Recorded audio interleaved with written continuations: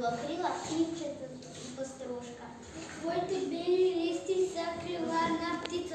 Буквите му нискат, нижат се в редица. Цялата свят са весели рисунки, зайчета играт, скачат си маймунки. Щом като разтворят твоята шир прекрасен, ти ми заговаряш простичко и ясно. Много те обикнах, мила Барбаричка, с теб нали прибихнах да чета самичка. Авторът е Калина Малина.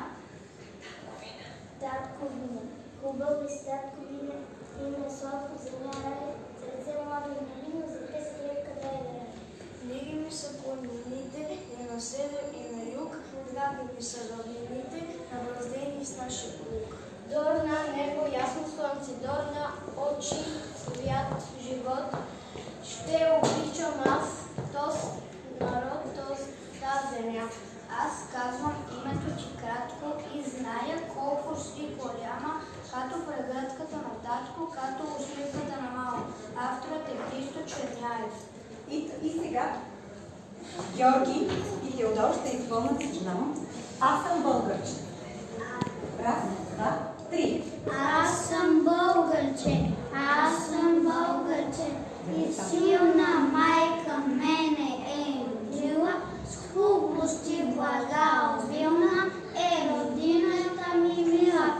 Аз съм българче, обичам нашите планини зелени, българин да се наричам, първа рана след мене. Аз съм българче.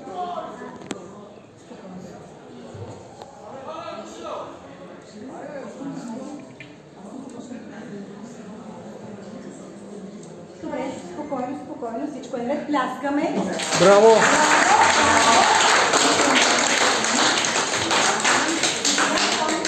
Гледайте отпред.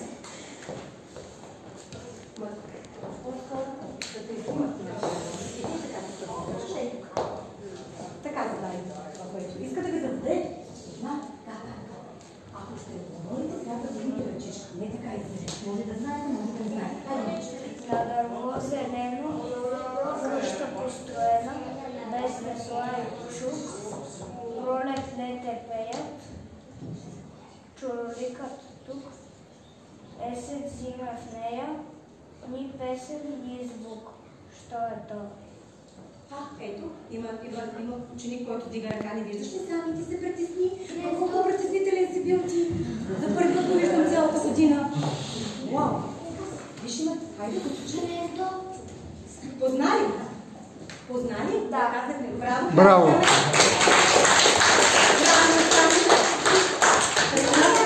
Ето както искам цяла година. Прекрасно. Госпожо Ербея, сега да видим вас, колко ще заповядате вие. Аз ще ви приготвя да стане няколко загадки. Сега ще ви чета първата. Стои изправен на снега, морковче му е носа, топка сняг са му краката, земя са върху главата. Що е то? Тоше? Снежен човек. Добре. Познали, госпожо? Да, значи пляска.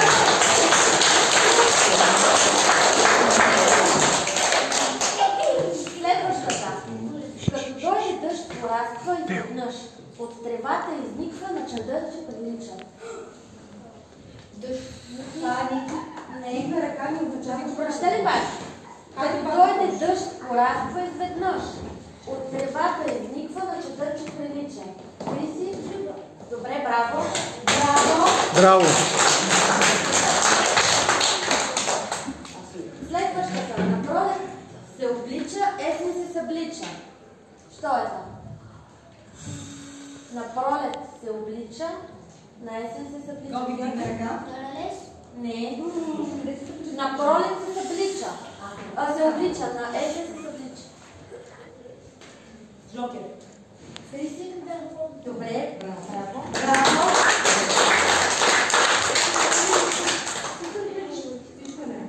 Шар на тояден, разполяна бяга. Що е? Всички го знаят. Най-доброто го живота. Змия. Браво. Браво! Хем живее в гората, хем гора му на глава. Що е? Ето, госпожо. Тоше? Не, следва пак.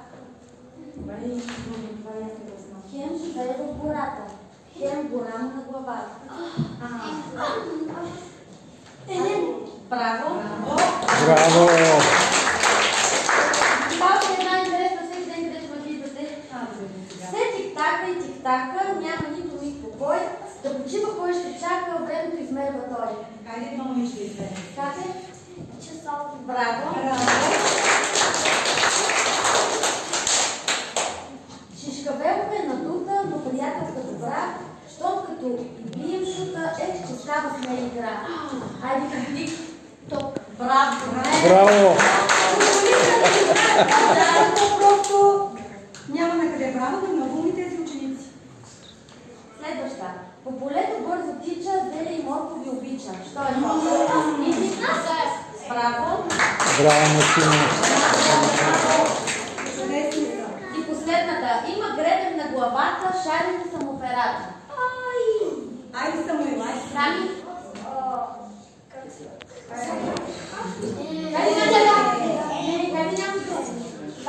Точно. Или не точно май беше, точно беше. Не. Как? Айде, Не помня. Има гребен на главата, шарите са му перата. Хайде си. сутрин будили децата. Браво. Браво!